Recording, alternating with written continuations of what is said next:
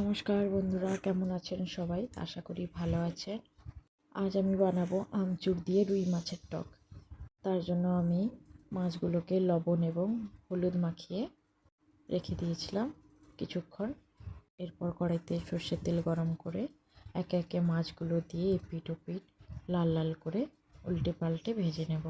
মাছগুলো ভাজা হয়ে গেলে তুলে একটি পাত্রে রেখে দেব এবং কড়াইতে আরেকটু সর্ষের তেল দিয়ে ফোড়ন এবং একটা শুকনো লঙ্কা দিয়ে দেব। শুকনো লঙ্কাটাকে আমি কেটে দিয়েছি। এরপর আমচুর গোলানো জলটাও দিয়ে দেব। আমচুর গোলানো জলটা দিয়ে এর মধ্যে হলুদের গুঁড়ো এবং লবণ দিয়ে ঝোলটা ভালোভাবে ফুটিয়ে নেব। ঝোলটা ভালোভাবে ফুটে এলে ওর মধ্যে মাছগুলো যোগ করে দেব।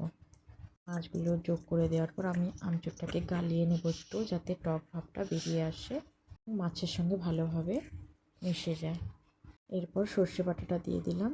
সর্ষে বাটাটা দিয়ে ভালোভাবে মিশিয়ে নেব এবং ঝোল ফুটে যাওয়া পর্যন্ত অপেক্ষা করব। ঝোল ফুটে গেলে ওর মধ্যে কাঁচা সর্ষের তেল দিয়ে আর একটু ফুটিয়ে নামিয়ে নিলে তৈরি হয়ে যাবে আমাদের মাছের টক। ভাতের সঙ্গে খেতে ভালো লাগবে।